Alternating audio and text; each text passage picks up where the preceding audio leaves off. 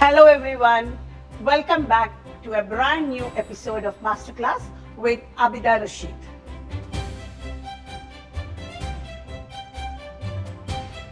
അപ്പോൾ ഇന്ന് ഞാൻ ഉണ്ടാക്കാൻ പോകുന്നത് ഒരു ബ്രെഡ് പുഡിങ്ങാണ്.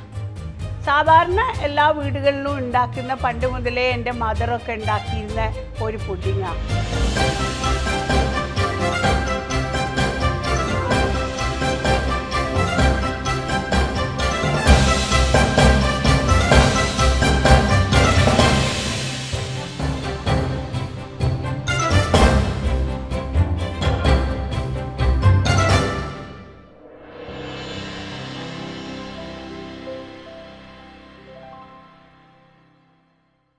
ഓക്കെ, സാധാരണ നാടൻ ബ്രെഡോ അല്ലെങ്കിൽ എന്ത് ബ്രെഡായാലും ഇതിനിപ്പോൾ ഒരു പുതുതായിട്ട് തന്നെ ബ്രെഡ് വാങ്ങണ്ട. ചിലപ്പോൾ നമ്മളെ ബ്രെഡൊക്കെ ബാക്കിയായി കഴിഞ്ഞാലില്ലേ, കുറച്ചൊരു ഡ്രൈ ഒക്കെ ആയിപ്പോയി കഴിഞ്ഞ് കഴിക്കാനുള്ളൊരു രസമില്ലെങ്കിൽ പിന്നെ അത് പുഡിങ് ആക്കലാണ് നല്ലത്.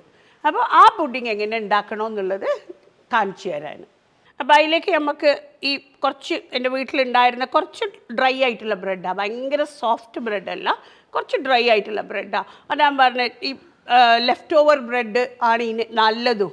ഓക്കെ, അപ്പോൾ ഇതൊന്ന് കട്ട് ചെയ്തിട്ട് ഈ ബ്രൗൺ എഡ്ജസ് ഒക്കെ ഉണ്ടല്ലോ, അത് കാണാനൊരു ഭംഗിക്കേടേ ഉള്ളൂ കേട്ടോ. കഴിക്കണേന് ഈ ബ്രൗൺ എഡ്ജസ് ഉപയോഗിക്കണതിനൊന്നും കുഴപ്പമില്ല.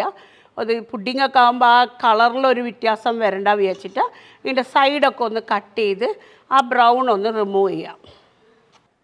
ബ്രെഡ് ഇങ്ങനെ ആ കളറൊക്കെ ഒന്ന് മാറ്റി ട്രിം ചെയ്തെടുക്കുക. ഇതിലിപ്പോൾ ഒരു 8 കഷ്ണം ബ്രെഡ് ഉണ്ട്. ഓക്കെ, ഈ 2 എണ്ണം വെച്ചിട്ട് ഇനി ഇതൊന്നൊരു സാൻഡ്വിച്ച് ആക്കാം. സാധാരണ ബട്ടർ, ഇത് ഞാൻ ഉപ്പുള്ള ബട്ടറാണ് എടുത്തത്. ഫ്രിഡ്ജിൽ നിന്ന് കുറച്ച് നേരത്തെ എടുത്ത് പുറത്ത് വെച്ച് കഴിഞ്ഞാൽ ബട്ടർ ഇങ്ങനെ നല്ലോണം സോഫ്റ്റ് ആവും. അപ്പോൾ നമുക്കൊരു ഇത്തിരി ബട്ടർ,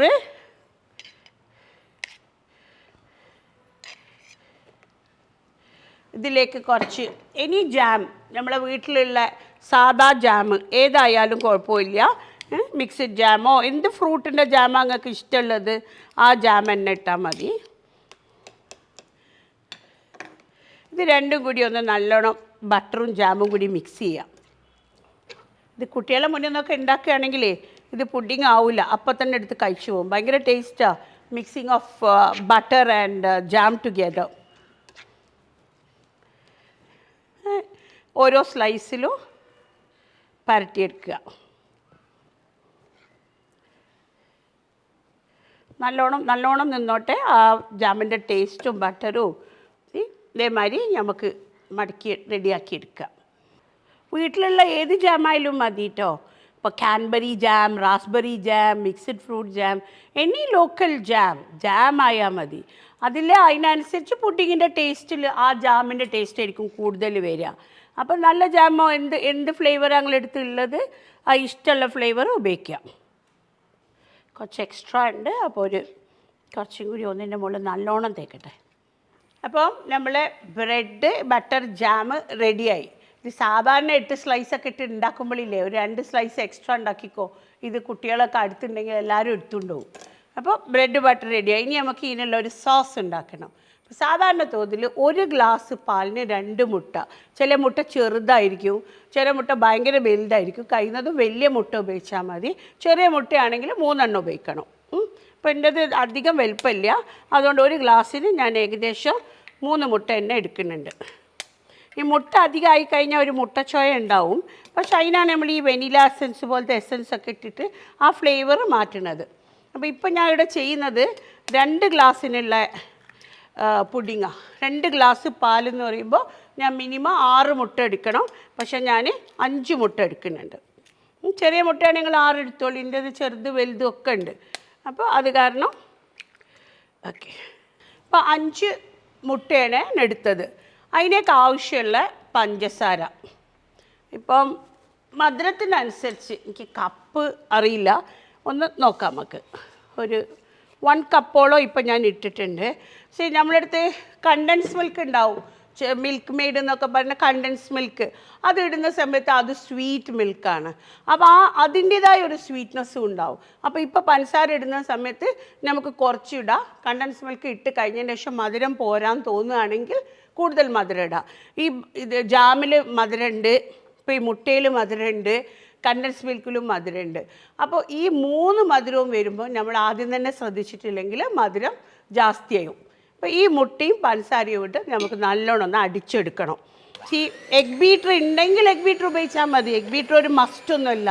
സാധാരണ നമ്മൾ ചെയ്യുന്ന ഓംലെറ്റിനൊക്കെ അടിക്കൂലേ, നല്ല മുള്ള് വെച്ചിട്ട് ഫോക്ക് വെച്ചിട്ട് അങ്ങനെ അടിക്കുക, അല്ലെങ്കിൽ സാധാരണ വീട്ടിലുണ്ടാവുന്ന ഈ ബീറ്റർ വെച്ചിട്ട് അടിച്ചാൽ മതി. മുട്ടയും പഞ്ചസാരയും നല്ലോണം ബ്ലെൻഡ് ആവണം. ആക്ച്വലി നമ്മൾ ഈ ബീറ്റർ വെച്ച് ചെയ്യുമ്പോൾ എന്താ കഥ എന്നറിയോ, നമ്മൾ ഇതിൽ എയർ കയറ്റുക, എയർ സർക്കുലേഷൻ. ഈ ബീറ്റർ ഇങ്ങനെ അടിയുമ്പോൾ എയറാണ് വരുന്നത്. ആ എയറാണ് മുട്ടനെ ഫ്ലഫി ആക്കാൻ വേണ്ടിയിട്ട് ഉപയോഗിക്കുന്നത്. അപ്പോൾ എത്രത്തോളം മുട്ട നമ്മൾ പഞ്ചസാര ഇട്ടിട്ട് ഇങ്ങനെ ഫ്ലഫി ആക്കുന്നത് അത്രത്തോളം സോഫ്റ്റർ ടെക്സ്ചർ കിട്ടും നമ്മളുടെ പുഡിങ്ങിന്. മുട്ടയും പഞ്ചസാരയും അടിയാൻ കുറച്ച് സമയം എടുക്കും. ചില പഞ്ചസാര ഭയങ്കര വലിയ ക്രിസ്റ്റലായിരിക്കും, ചില പഞ്ചസാര ചെറിയ ചെറിയ ക്രിസ്റ്റലായിരിക്കും. ഈ ചെറിയ ക്രിസ്റ്റലുള്ള പഞ്ചസാര പെട്ടെന്ന് ഉരുകും, പക്ഷെ കുറച്ച് വലിയ ക്രിസ്റ്റലുള്ള പഞ്ചസാര ഉരുകാൻ ടൈം എടുക്കും. അപ്പോൾ അതേമാതിരി ഒന്ന് അടിച്ച്, ഇപ്പം മുട്ടയും പഞ്ചസാരയും മാത്രമേ ഉള്ളൂ. ഒന്ന് ഓഫ് ചെയ്തിട്ട് നമുക്ക് ഇതിലേക്കൊരു ഫ്ലേവറിങ് ഏജൻറ്റ്, ഫ്ലേവറിങ് ഏജൻറ്റ് എന്ന് പറയുന്നത് ഇത് വേറെ ഒരു വണ്ടേഴ്സും ചെയ്യില്ല. ബട്ട് ആ മുട്ടയുടെ ഒരു ചുഴ, വെനില എസൻസ്. ഇനി ഇതില്ലെങ്കിൽ നല്ല ഏലക്കായ് പൊടിച്ചിടുക, അല്ലെങ്കിൽ ജാതിക്കല്ലേ, ജാതിക്ക ഒരു കാൽ ജാതിക്ക എടുത്തിട്ട് പൊടിച്ചിട്ട് അതിട്ടാലും മതി. പണ്ടൊന്നും വെനില എസൻസ് അല്ല, പണ്ടൊക്കെ ഞങ്ങളെ ഉമ്മയൊക്കെ ഇട്ടിരുന്നത് ജാതിക്കയാണ്. ജാതിക്ക ഇടിച്ചിട്ട് അതിൻ്റെ പൊടിയിലിട്ട് കൊടുത്താൽ മതി. ഇപ്പോൾ എല്ലാവർക്കും ഈ ഐസ്ക്രീമും ഇതുമൊക്കെ നാട്ടിൽ വന്നപ്പോൾ എല്ലാവർക്കും പുതിയ പുതിയ ഫ്ലേവേഴ്സ്. അപ്പോൾ കുട്ടികൾക്കെല്ലാം ഇങ്ങനത്തെ ഫ്ലേവേഴ്സ് ആയിരിക്കും കൂടുതൽ ഇഷ്ടം ജാതിക്കനെ കാട്ടിയും. അപ്പോൾ അതിന് പകരം നമുക്കൊരു സ്പൂണ് വനില എസൻസ്. ഈ വനില എസൻസ് ഉപയോഗിക്കുന്നത് ആ മുട്ടക്കൊരു ചുവ ഉണ്ടാവും. പഞ്ചസാര ഇട്ട് കഴിഞ്ഞാൽ മുട്ടക്കൊരു മുട്ടച്ചുവ വരും, അത് ഒഴിവാക്കാനാ. വളരെ എളുപ്പം ഉണ്ടാക്കാൻ പറ്റുന്ന ഒരു പുഡിങ്ങാണ് കേട്ടോ. ഓക്കെ, നല്ലോണം അടിഞ്ഞിന് മുട്ടയും പഞ്ചസാരയും നല്ലോണം മിക്സായിന്. ഇനി നമുക്കിതിലേക്ക് നമുക്ക് 2 ഗ്ലാസ് പാല്, നമ്മൾ കണക്കൂട്ടിയത് 1 ലിറ്ററിൽ എനിക്ക് തോന്നുന്നു 3 ഗ്ലാസ് പാലുണ്ടാവും. അപ്പം നമുക്കിതിലേക്ക് 2 ഗ്ലാസ് പാല് ഞാൻ ഓൾറെഡി റെഡിയാക്കി വെച്ചതാണ്. 2 ഗ്ലാസ് പാലിലേക്ക് ഒഴിക്കാം.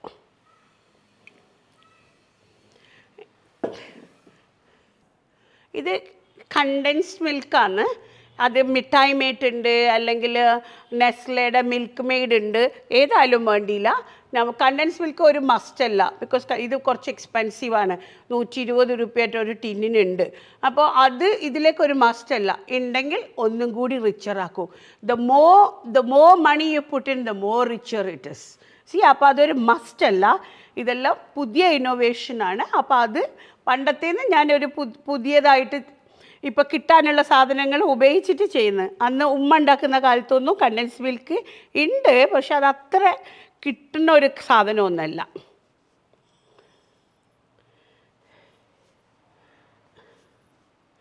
കണ്ടൻസ് മിൽക്കും പാലും ഇതിലേക്ക് ഇട്ട് ഇനി ഒന്ന് ലൈറ്റായിട്ട് ഒന്ന് അടിച്ചാൽ മതി. ഒരുപാട് മുട്ടൊക്കെ ഇട്ട് അത്ര പ്രഷർ ഇടണ്ട. ഒരു 1 ഇട്ടിട്ട് ഇതൊന്ന് മിക്സ് ചെയ്താൽ മതി.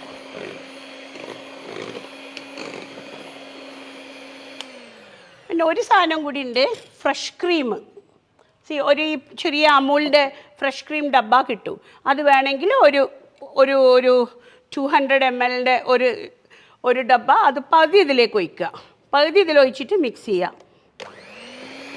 പകുതി നമുക്ക് വേണമെങ്കിൽ ഡെക്കറേറ്റ് ചെയ്യാൻ ഒരു ചെറിയെല്ലാം വെച്ച് ഡെക്കറേറ്റ് ചെയ്യണമെങ്കിൽ ഹാഫ് ക്രീം അവിടെ വെക്കാം.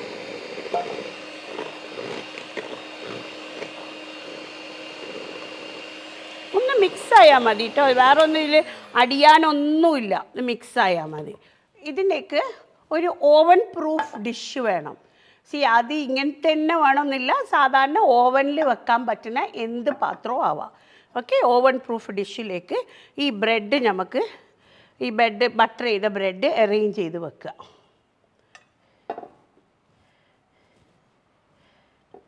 ഇത് കട്ട് ചെയ്യൊന്നും വേണ്ട, ബിക്കോസ് ഈ പാൽ ഒഴിക്കുന്ന സമയത്ത് തന്നെ അത് പൊന്തി വരും. ഓക്കെ, ഇതിലേക്ക് ഈ പാലിൻ്റെ ഇത് നമുക്ക് ഒഴിച്ചു കൊടുക്കാം. ഇതൊന്ന് മധുരം ചെക്ക് ചെയ്യണം കേട്ടോ. അപ്പം ഞാൻ പറഞ്ഞില്ലേ, നമ്മളെല്ലാ വഴിയും ഇതൊക്കെ ഇട്ട് കഴിഞ്ഞിട്ട് മധുരം എന്താണെന്നുള്ളത് ഒന്ന് ചെക്ക് ചെയ്യുക. എന്നിട്ട് ഒന്നിങ്ങനെ ആ പഞ്ചസാരയൊക്കെ ഒന്ന് മിക്സ് ആയോ എന്നുള്ളതും ചെക്ക് ചെയ്ത് മധുരം നോക്കിയിട്ട് നമുക്ക് ഇതിലേക്ക് വിടാം. എപ്പോൾ പുഡിങ്ങൊക്കെ ഉണ്ടാക്കുന്ന സമയത്ത് ഷുഗർ നമ്മൾ ചെക്ക് ചെയ്യുന്ന സമയത്ത് ഇപ്പോൾ ഉള്ള ഷുഗർ ആയിരിക്കില്ല കുക്ക് ചെയ്ത് കഴിഞ്ഞാൽ. കുക്ക് ചെയ്യുമ്പോൾ ആ ഷുഗറിൻ്റെ ഫ്ലേവർ കുറച്ച് കുറയും. അപ്പോൾ on the higher end sugar ആക്കി വെക്കുക, എന്നിട്ട് ബേക്ക് ചെയ്യുക. ബേക്ക് ചെയ്യുമ്പോൾ ആ ഷുഗറിൻ്റെ സ്വീറ്റ്നെസ് കുറച്ച് കുറയുമെന്നാണ് എനിക്ക് തോന്നുന്നത്. അതിൻ്റെ സയൻറ്റിഫിക് പാർട്ടൊന്നും എനിക്കറിയില്ല. സാധാരണ ഞാൻ പുഡിങ്ങൊക്കെ ഉണ്ടാക്കുന്ന സമയത്ത് ഇപ്പോൾ കറക്റ്റ് മധുരമാണെങ്കിൽ ആയി വരുമ്പോൾ തണുത്ത് വരുമ്പോൾ മധുരം കുറയാറുണ്ട്. അപ്പോൾ അതിനെ കൊണ്ട് ഞാൻ എപ്പോൾ ഒരു പോയിൻ്റ് മധുരം കയറ്റി വെക്കും. ഈ ബ്രെഡിലേക്ക് ഇത് സാവധാനം ഒഴിച്ചു കൊടുക്കുക. അപ്പോൾ ബ്രെഡ് പൊന്തി വരും കേട്ടോ. ആ ബ്രെഡ് പൊന്തിക്കോട്ടെ, അത് മെല്ലെ കുറച്ചാകുമ്പോൾ അത് സോക്കാകുമ്പോൾ അതങ്ങോട്ട് അതിലേക്ക് സോഗ് ചെയ്ത് പോയിക്കോളും.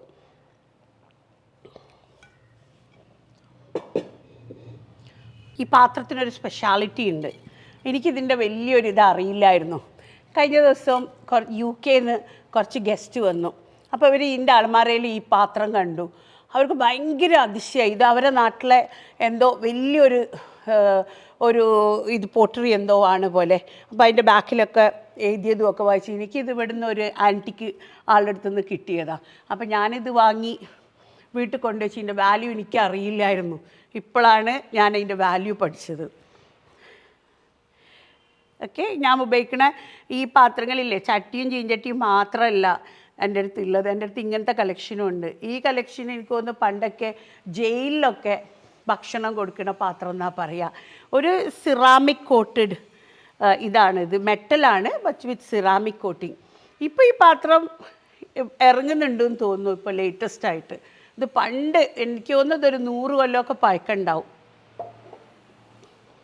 ഇനി ഇതൊന്ന് നല്ലോണം ഒന്ന് സോക്കാക്കിയതിൻ്റെ ശേഷം നമുക്ക് ഇത് സാധാരണ ഞാൻ പറഞ്ഞില്ലേ, അവൻ ഉണ്ടെങ്കിൽ ബെസ്റ്റ് അവനിൽ, അല്ലെങ്കിൽ നമുക്കിത് ഇലക്ട്രിക് അല്ല സാധാരണ സ്റ്റീം ചെയ്യാൻ നമ്മൾ ഇഡ്ഡലി പാത്രം ഇല്ലേ, ഇഡ്ഡലി പാത്രത്തിലേക്ക് ഇട്ടാലും മതി. ഇനി ഇത് നമുക്ക് ബേക്ക് ചെയ്തെടുക്കണം. ആക്ച്വലി ബേക്കിങ്ങിന് എപ്പോൾ നമ്മളൊരു 15 മിനിറ്റ്സ് മുന്നേ ലൈക്ക് പ്രോസസ്സ് തുടങ്ങുമ്പോൾ തന്നെ പ്രീ ഹീറ്റ് ചെയ്യണം അവൻ. അപ്പോൾ പ്രീ ഹീറ്റഡ് അവനിലേക്ക് നമ്മൾ ഫുഡ് വെക്കാവും. നമ്മൾ കൊണ്ടുപോയി വെക്കുന്നത് ഒരു തണുത്തത് ഓവനും നമ്മൾ ആദ്യം തന്നെ അത് പ്രീ ഹീറ്റ് ചെയ്തിട്ടില്ലെങ്കിൽ അതും തണുപ്പായിരിക്കും. By the time the oven gets heated up, ആ ഒരു സമയം ഈ ഫുഡും അതിൻ്റെ അകത്ത് ഇരിക്കുകയാണ്. അപ്പോൾ അത് ഒരു കംഫർട്ടബിളായിട്ട് കുക്ക് ചെയ്യില്ല. അതുകൊണ്ട് എപ്പോൾ പ്രീ ഹീറ്റ് ചെയ്ത അവനിലെ സാധനം വെക്കാൻ പാടുള്ളൂ. നമ്മൾ ഉദ്ദേശിച്ച ഡിഗ്രിയിലേക്ക് ആ അവൻ ഇപ്പോൾ 180 ഡിഗ്രി 200 ഡിഗ്രി അങ്ങനെ അവനിൽ പല ഡിഗ്രി ഉണ്ടാവും. അത് മിക്ക റെസിപ്പിയിലും ആ ഡിഗ്രി മെൻഷൻ ചെയ്തിട്ടുണ്ടാവും. ആ ഡിഗ്രിയിൽ നമ്മൾ ഓവൻ ഓണാക്കി വെക്കുക. 20 മിനിറ്റ്സ് ബേക്കിംഗ് എന്ന് പറഞ്ഞാൽ അതിൽ ടൈമർ ഉണ്ടാവും. ടൈമർ അഡ്ജസ്റ്റ് ചെയ്ത് വെക്കുക. പിന്നെ അവൻ്റെ ഫീച്ചേഴ്സ് എന്ന് പറഞ്ഞാൽ മേലെയും താഴെയും ചൂടാവും. ഇപ്പോഴത്തെ അവനൊക്കെ പണ്ട് അങ്ങനെ ഇല്ലയെന്ന് എനിക്ക് തോന്നുന്നു. ഇപ്പം മേലെ ഉണ്ടാവും താഴെ ഉണ്ടാവും. അപ്പോൾ ആ സ്വിച്ച് തന്നെ മേലെ മാത്രം മതിയെങ്കിൽ ആ സ്വിച്ചിൽ മേലെ അഡ്ജസ്റ്റ് ചെയ്യുക. താഴെ മേലെ വേണമെന്ന് പറഞ്ഞാൽ ആ സ്വിച്ച് തിരിച്ചാൽ താഴെയും മേലെയും ഹീറ്റ് വരും. അങ്ങനെ ഇതിന് സ്പെസിഫൈ ആയിട്ട് നമുക്ക് അത് ചെയ്യാൻ പറ്റും. ഇപ്പോൾ ഇത് സാധാരണ നിലക്ക് സ്റ്റീം ആൻഡ് ബേക്കാണ് നമുക്ക് വേണ്ടത്. ബിക്കോസ് ഇതിൽ ഒരുപാട് വാട്ടർ കണ്ടൻറ് ഉണ്ട്. നമ്മൾ കേക്കെല്ലാം ബേക്ക് ചെയ്യുന്ന സമയത്ത് സ്റ്റീം ആൻഡ് ബേക്ക് വേണ്ട. അല്ലെങ്കിൽ ഇതിന് ഡബിൾ ബോയിൽ എന്ന് പറയും. സ്റ്റീം ചെയ്ത് അടിയിൽ വെള്ളം വെക്കും വേറെ പാത്രത്തിൽ, ആ പാത്രത്തിലേക്ക് ഈ പാത്രം ഇറക്കി വെക്കും. അപ്പോൾ അത് ഈ വെള്ളം ചൂടാവുന്നതുകൊണ്ടാണ് ഇത് കുക്കാവുന്നത്. അപ്പോൾ ഡബിൾ ബോയിൽ മോയ്സ്ചർ കീപ്പപ്പ് ചെയ്യും. മറ്റേത് ഡ്രൈ ആയിപ്പോവും പുഡിങ്. വെള്ളമില്ലാണ്ട് അവനിലിട്ടിട്ട് നമ്മൾ കുക്ക് ചെയ്ത് കഴിഞ്ഞാൽ ഇതിൻ്റെ മോയ്സ്ചറൊക്കെ പോയി പുഡിങ് ഹാർഡാവും. ഇങ്ങനെ ആകുമ്പോൾ പുഡിങ്ങിൻ്റെ മോയ്സ്ചർ ആൻഡ് സോഫ്റ്റ്നെസ് ആൻഡ് ഇങ്ങനെ ഉണ്ടല്ലോ ഒരു ഫ്ലഫിനെസ്, അതാണ് ആ പുഡിങ്ങിൻ്റെ ക്വാളിറ്റി എന്ന് പറയുന്ന സാധനം. അത് റീറ്റെയിൻ ചെയ്യാൻ പറ്റും. അപ്പം ഞാനൊരു 15 മിനിറ്റ്സ് മുന്നേ അവൻ ഓൺ ചെയ്ത് ചൂടാക്കി വെച്ചിട്ടുണ്ട്. ആ അവൻ്റെ ഒരു പാത്രത്തിൽ ഇത് ഇറക്കി വെച്ചിട്ട് നമുക്കിതൊന്ന് കുക്ക് ചെയ്തെടുക്കാം.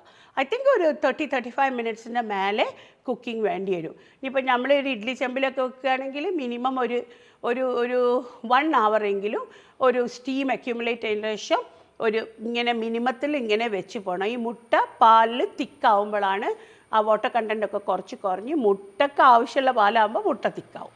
ഇതാണ് അതിൻ്റെ ശരിക്കും നടക്കാൻ പോണ കാര്യം ഓവനിൽ. അപ്പോൾ ഇനി നമുക്കിത് ഓവനിലേക്ക് വെക്കുന്ന കാര്യം നോക്കാം. ഇന്ന് ഞാൻ കുക്ക് ചെയ്യാൻ പോണത് എഗാരോ ഗ്രാൻഡ് ഓവനിലാണ്. പ്രീ ഹീറ്റ് ചെയ്യാൻ വേണ്ടിയിട്ട് ആദ്യം തന്നെ നമുക്ക് ടെമ്പറേച്ചർ സെറ്റാക്കണം. സാധാരണ ഇങ്ങനത്തെ ചീസ് കേക്ക് ഇങ്ങനത്തെ ബബ്ലി ആയുള്ളതിനൊക്കെ നമ്മൾ സാധാരണ ഒരു 180 ഡിഗ്രിയിൽ വെക്കുക. അത് കഴിഞ്ഞതിന് ശേഷം അവനിൽ പല ഫീച്ചേഴ്സ് ഉണ്ടാവും. മേലെയും താഴെയും ചൂട് വേണോ, അല്ലെങ്കിൽ മേലെ മാത്രം മതിയോ, താഴെ മാത്രം മതിയോ. അപ്പോൾ നമുക്കിപ്പോൾ താഴെ മാത്രം മതി. താഴെ നിന്നാണ് നമുക്ക് ഇതിൻ്റെ ചൂട് വേണ്ടത്. ഈ ടൈമർ സെറ്റ് ചെയ്യുക. മിനിമം ഇത് സെറ്റാവാൻ ഒരു 35 to 40 മിനിറ്റ്സ് എന്തായാലും വേണം. ഓക്കെ, 35 to 40 മിനിറ്റ്സ് നമുക്ക് സെറ്റ് ചെയ്ത് വെക്കുക. ഐ തിങ്ക് ഇതിൻ്റെ അകത്ത് ഫീച്ചറിൽ ടോട്ടൽ 60 മിനിറ്റ്സ് ഉണ്ട്. അപ്പോൾ 45 to 50 മിനിറ്റ്സ് ഉണ്ടെങ്കിൽ ഇത് ടോട്ടലി കുക്കായി വരും. ഇനി ഇൻ കേസ് കുറച്ച് വെള്ളമൊക്കെ നിൽക്കുകയാണെങ്കിൽ ഒന്നും കൂടി അഡ്ജസ്റ്റ് ചെയ്ത് കുക്ക് ചെയ്താൽ മതി. പിന്നെ ഇതിൽ ഞാൻ ഡബിൾ ബോയിലിംഗാണ് ചെയ്യാൻ പോണത്. ഈ ഡയറക്റ്റ് ഇത് കയറ്റില്ല. ഇതിൻ്റെ അകത്തുള്ളൊരു ട്രേ ഉണ്ട്. അതിൽ ട്രേയിൽ കുറച്ച് വെള്ളം ഒഴിച്ച് കൊടുത്ത് അവനിലേക്ക് ഇത് വെക്കുമ്പോൾ ഇത് ഡബിൾ ബോയിലിംഗ് ആവും.